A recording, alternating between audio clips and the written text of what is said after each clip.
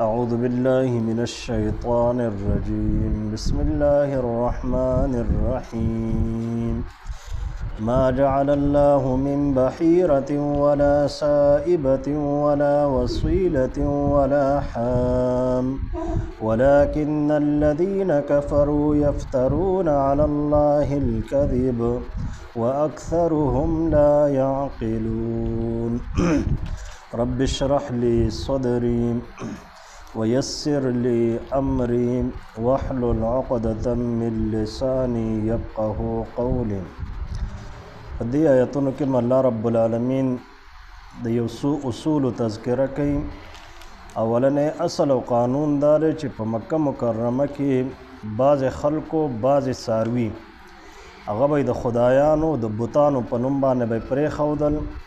او هغوی ته به هغه احترام او حرمت ورکو کم حرمت چې الله رب العالمین یو څاروي له یو حیوان له ورکړی وي. په هغې کې یو څاروي ته به دیو بحیره وي، دویم ته به صایبه وي، دریم ته به وسیله وي او څلورم ته به حام وي. بحیره دا به هر هغه اوښې ته یا اوښ ته ویلی کېده چې د هغه 5 بچي به وشو او شپږم بچی به یې نارینه و. نو دغه نیکه چې دی نو دا به ورله همدغه شان پرېښودو د بوتانو په نوم باندې. دی به آزاد ګرځېده چې د کم ځای نه به د خوراک کوو، د کم ځای نه به څښاک کوو، نه به دته چا څه ویلی شو او نه به یې د څه نه منع کولی شو. دغې ته بحیره ویلی کېده. او صایبه دا هر هغه اوښ ته یا اوښې ته ویلی کېږي چې دیو به یو نظر ومنو، هغه نظر به پوره شو، یا یو مشکل به راغی هغه مشکل به د دیو حل شو، یا یو خطره به دیو باندې راله هغه خطره به د دیو نه لرې شو. نو دیو به یو صایبه په نوم باندې یو اوښ یا اوښه به یې پرېښوده، هغې ته به هم دغه اتارټي حاصله وه چې د کم ځای نه خوراک کوي، د کم ځای نه څښاک کوي، د هغې ته به چا څه نه شو ویلی. او دریم نمبر چې دی نو هغه وسیله ده. وسیله حوالې سره د دیو طریقه کار دا و چې کله یو چیلی ده د هغې به چې کله نارینه بچی اول وشو نو هغه به یې ذبحه کو، او که مؤنث بچی یعنی زنانه بچی به یې وشو نو هغه به یې د خدایانو په نوم باندې پرېښودو. او که چېرې دواړه توامین به وشو، جوړوا بچي به وشو، نارینه او زنانه دواړه به وشو، نو نارینه به یې ذبحه کو او زنانه چې ده نو دا به یې د خدایانو په نوم باندې پرېښوده. دغې ته وسیله ویلی کېږي. دا منګړت څه خرافاتو چې دوی د ځان نه جوړ کړي. او حام هغه اوښ ته ویلی کېږي چې د هغه نوسی یا کړوسی به د سورلۍ قابل شو، نو دا نیکی به ورله همدغه شان پرېښودو چې کم ځای نه دی سریږي، د کم ځای نه خوراک او څښاک کوي. الله رب العالمین فرمایي چې دغه څاروي او دغه حیوانات د اوښانو په صورت کې دي او که د ګډو چیلو په صورت کې دي، دا در باندې ما نه دي حرام کړي، بلکې دا ستاسو منګړت نظریات دي چې تاسو په خپل ځان باندې حرام کړي دي. بیا الله رب العالمین فرمایي چې د قوم ته کله ته ووایې چې تاسو راشئ هغه څه ته چې الله رب العالمین نازل کړی دی،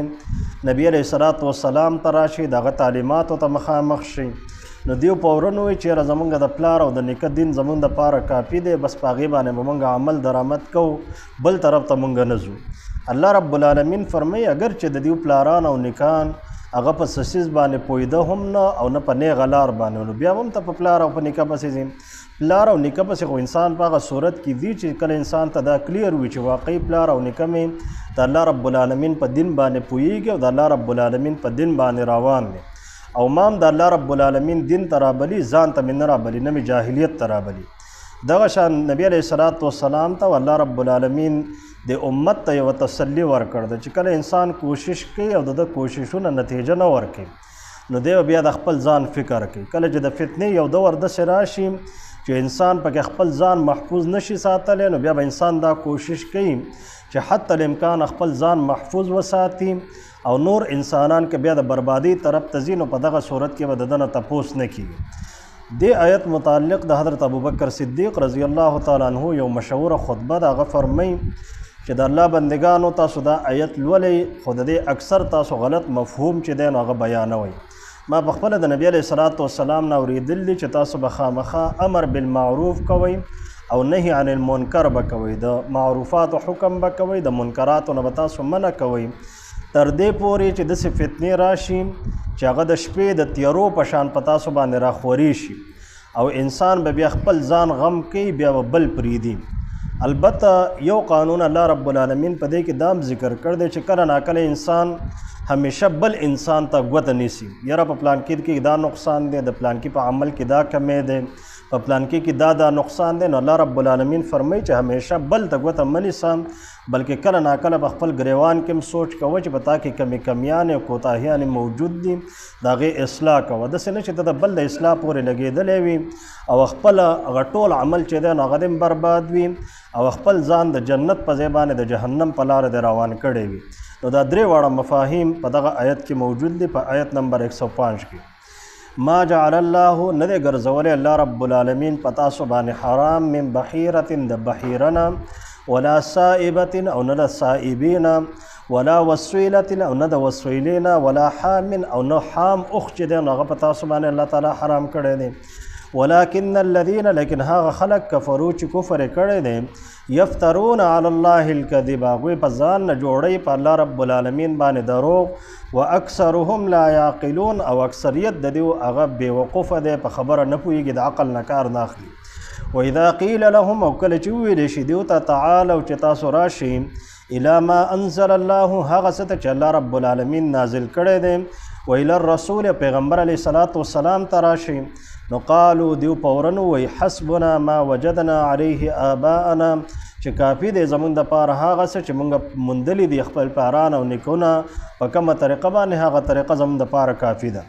اولو کان آباؤهم الله رب العالمین فرمایي اگر چې وي پلاران او نیکونه د دیو لا یعلمون شیئا هغوی په څه شي پوهېده نه ولا یهتدون او نه په هدایت باندې روانو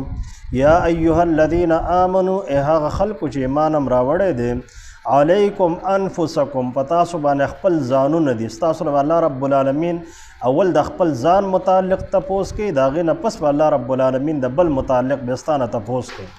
لا یضرکم نقصان نشي در رسولی تاسو ته من هغه څوک ضله چې هغه ګمراه شي په دې شرط باندې چې تا خپل ذمهداري ادا کړي اذا اهتدیتم کله چې تاسو په هدایت باندې ستاسو په هدایت کې دا خبره داخله ده چې تاسو به امر بالمعروف کوئ او نهي عن المنکر به کوئ الی الله مرجعکم خاص الله رب العالمین ته واپس کیدل دي ستاسو جمیعا د ټولو فینبئکم نو خبرداری به درکړي الله رب العالمین تاسو ته بما کنتم تعملون په هغه اعمالو چې کوم تاسو کړي دي لفظي ترجمه ته وګورئ ما جعل الله نه دی حرام کړی الله رب العالمین من بحیرة هغه بحیره اوخه یا اوخ ولا سائبة او نه هغه اوخه او اوخ چې هغه د نظر په بنیاد باندې یا د مشکل د حل په بنیاد باندې تاسو د خدایانو په نوم باندې پرېښي وي ولا وسیلة او نه د بزې هغه بچی چې هغه نر پیدا شوي وي یا دواړه نر او ماده دواړه پیدا شي تاسو نر د خدایانو په نوم باندې پرېږدئ ولا حامن او نه هغه اوخ چې د هغې نوسی هغه د سورلی قابل شوی وي ولكن الذين لیکن هغه خلق کفرو چې کفر کړی دی یفترون هغوی جوړوي د ځان نه علی الله په الله رب العالمین باندې الکذب دروغ واکثرهم لا یعقلون او اکثریت د دیو د عقل نه کار نه اخلي واذا قیل لهم کله چې وویلی شي دیو ته تعالو چې راشئ تاسو الی ما انزل الله هغه څه چې الله رب العالمین نازل کړي دي ویل الرسول پیغمبر ته راشئ قالو نو دیو وی حسبنا چې کافي دی زموږ دپاره ما هغه څه وجدنا علیه آباءنا هغه طریقه چې په کم باندې موږ خپل پلاران او نیکونه موندلي دي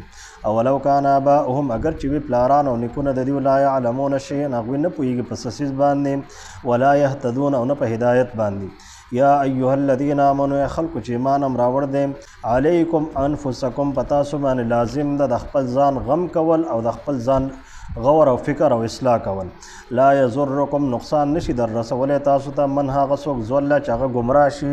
اذا اهتدیتم کله چې تاسو په خپله په هدایت باندې الی الله مرجعکم جمیعا خاص الله رب العالمین ته واپستیا ده ستاسو د ټولو فینبئکم نو خبرداری به درکړي الله رب العالمین تاسو ته بما کنتم تعملون په هغه اعمالو چې کوم تاسو کوئ